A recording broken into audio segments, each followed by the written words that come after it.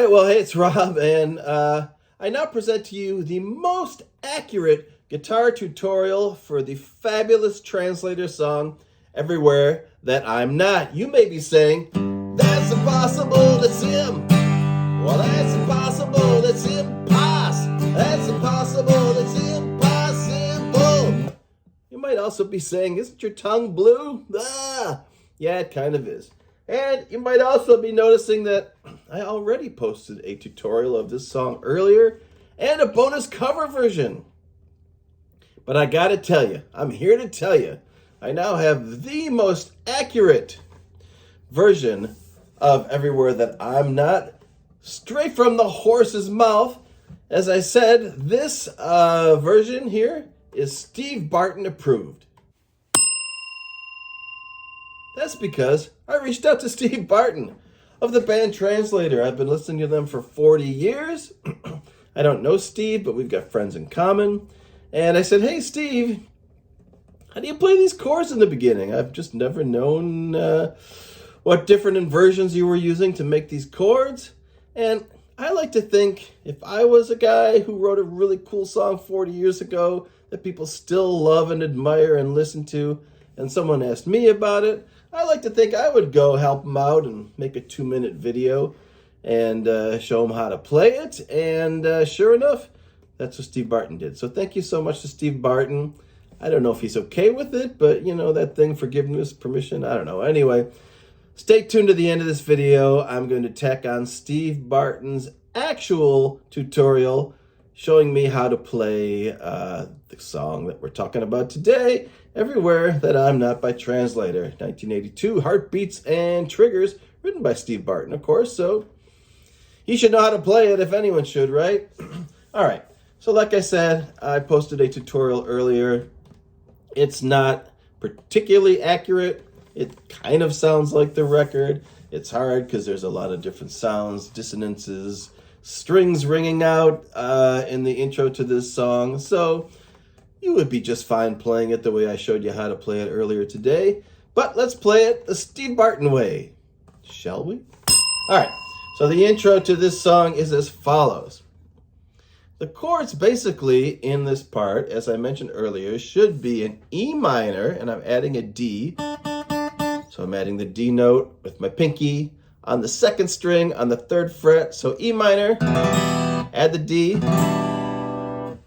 and you'll be strumming along with that. And then you're going to take the D off, and then you're going to go to the next chord, which is A minor. So you got the one with the D, off, A minor.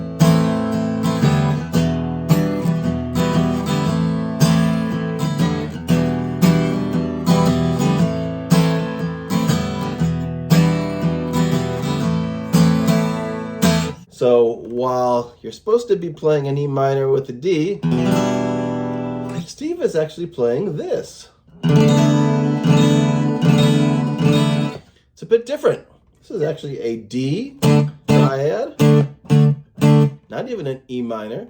So you've got different notes in here. You've got Ds, of course, and we do have a D in here. We're adding the D. But right here you have the A, and there's no A in this E minor chord.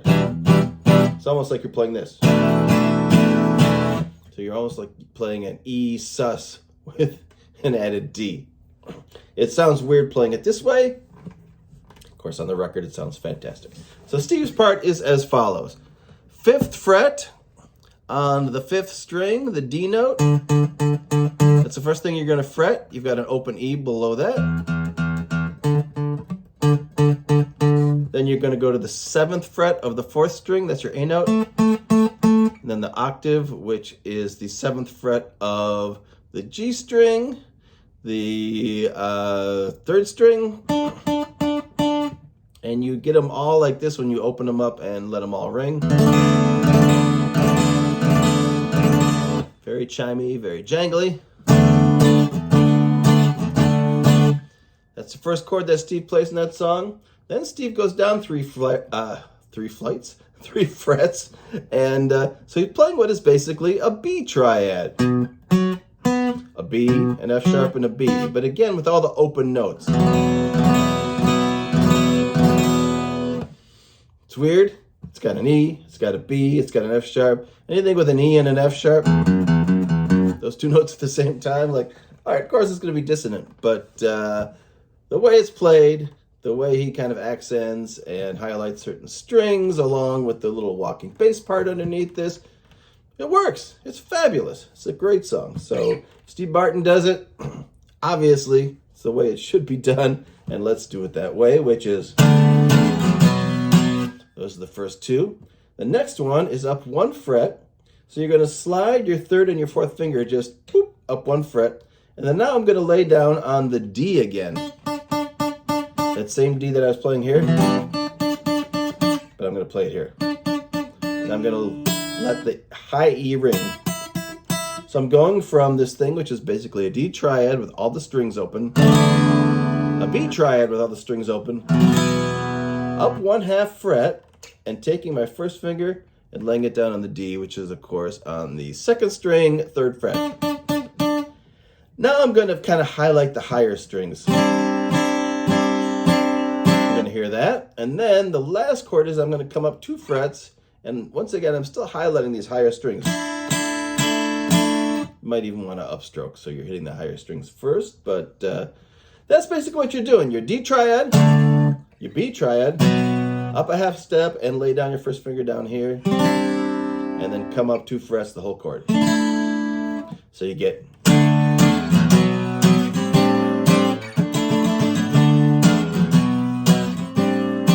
1, 2, 3, 4, 5.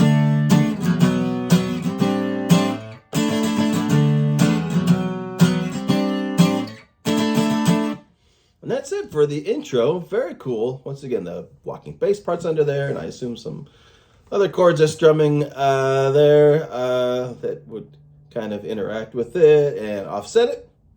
That's what you're getting right in the intro there. Now in the verse, if you're just a strummy folk acoustic guitar player, you can do what I showed you in the beginning. E with a D added on, and then pull it off, and then go to A minor, and you would have your I thought I saw you out on the avenue, but I guess it was just someone who looked a lot like I remember you do. And that's fine, and it sounds perfectly appropriate.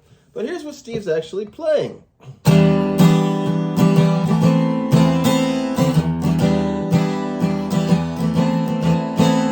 Very cool with those ringing strings. Now, what is it actually?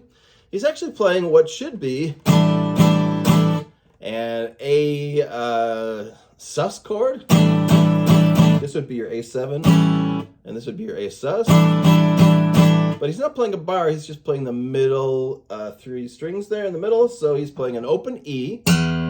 He's playing another E here with his 3rd finger on the 7th fret of the 5th string. He is playing this G here, which is his 1st finger. He's playing that on the 4th string, 5th fret. And then he's back at the 7th fret here. Play this D here again. And this D is played with the pinky. So skip your middle finger. Play this one with your pinky, 7th fret, 3rd string, D note. And so you get this kind of form here. I'm going to move my 2nd finger out of the way just so you can see what it is. So that's it. So this is 7, next string is 5, next string is 7, and then your B, E, your top 2 strings are going to ring out, and the whole chord is... So he's going to strum that, and he's simply going to interchange his pinky and his 1st finger. So his pinky is going to come up 1 string, and his 1st finger is going to go down 1 string. So now what you have is same note here, still holding this E here, but now you have your pinky playing 7th fret, 4th string, and A, and your 1st finger is now playing a C, which is on the G string, your 3rd string, 5th fret. So what you're doing is you are just taking those fingers that are already there for this chord, and you are just swapping them. So I'm coming up here, and I'm going down there. I'm down here, I'm coming up to here, and I'm going down there. So you go from... Now that one makes sense because it's an A minor. It's just not an A minor bar. Instead of a bar, you're only putting your first finger on the C. You're kind of letting everything ring. I don't know if you want the low E to ring there. That doesn't sound quite right, but you be the judge of that. Anyway, so you definitely want to ring here. And then for this, I would concentrate more on the middle string.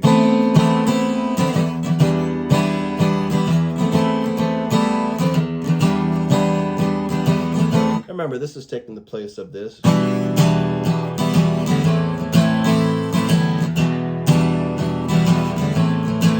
But you're up here.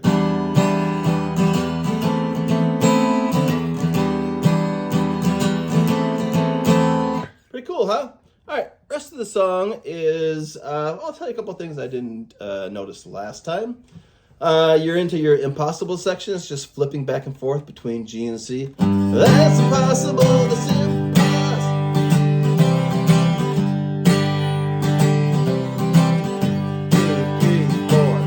And now you are into your chorus, which is A minor, G, D. And I'm going to lay on this, the little sus note, the G right here.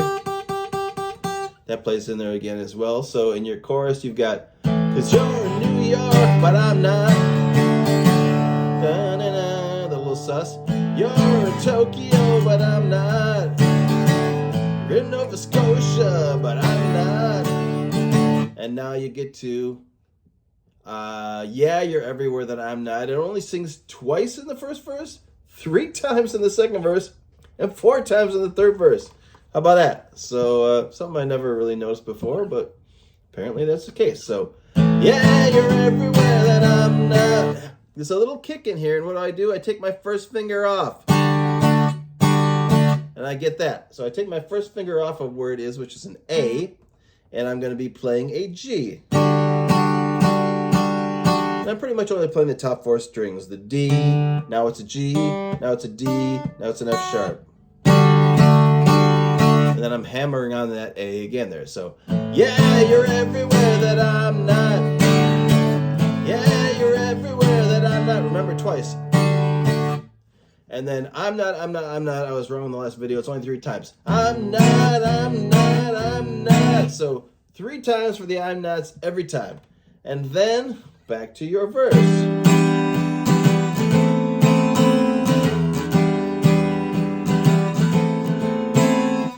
It's only a half verse here, and then we go back to the impossible part. When we do impossible, I am holding down the G, even when I play C. We're hearing that high G ring, it sounds nice.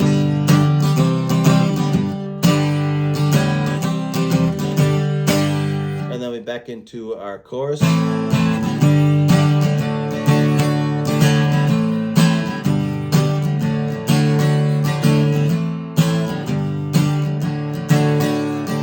We get 3 everywhere that I'm not here. Yeah, you're everywhere that I'm not. Yeah, you're everywhere that I'm not. Yeah, you're everywhere that I'm not. And then you get your 3 I'm nots. I'm not. I'm reading the lyrics here, but I think I'm actually doing this wrong. So if I did 3 times, it's yeah, you're everywhere that I'm not. Yeah, you're everywhere that I'm not. Yeah, you're everywhere that I'm not. I don't do a hammer on the last time through, and that's I think what I noticed last time when I was going through it. I don't think that's correct. And then you go back into your instrumental section here, which is once again these triad chords, D triad, B triad. You repeat it again 4 times, and then the last time through it just does some kicks, same chords, so you're doing, and then some kicks,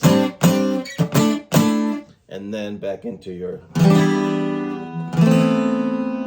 you're going into a full-length third verse, an impossible section, a chorus, everywhere that I'm not, I gotta drop my pick every time, 4 times this time, And then he sings, "Oh, come on," and then you get 4 more everywhere that I'm not, and the end. Yeah, everywhere that I'm not. All right, this just sounds great on acoustic guitar, even though I don't even know if there's any acoustic guitars on the actual recording, but there you go. As I said, straight from the horse's mouth, Steve Barton, the man who wrote and performed this excellent song, one of my favorites that I've been listening to for 4 decades now, but I'm sure you're sick of me yammering on, so without any further ado, here's Steve himself to show you how it's done. Hi, thanks for asking about Everywhere That I'm Not.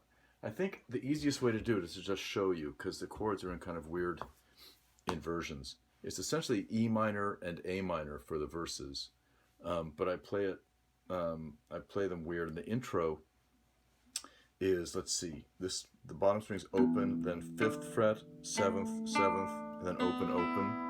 Then you slide that whole thing down 3 frets, stays the same. And then for the 3rd chord, it's open, open, 5th, 5th, 3rd, and open. And then that slides up too. That makes sense. And in practice, it goes like this. So those shapes, and it goes the intro. And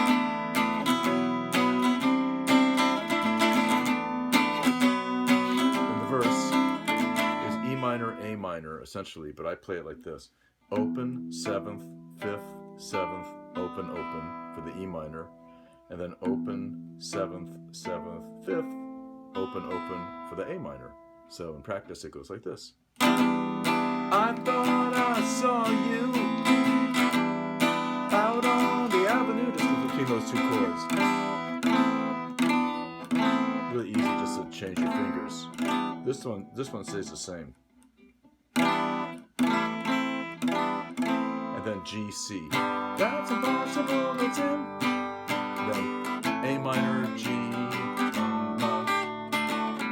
You're in New York, but I'm not. Yeah, you're everywhere, but I'm not. B7. And then you're back to the start. So I hope that's helpful. I know it's a little confusing maybe, but it is a cool song to play, and thank you for asking about it. Really appreciate it. Cheers.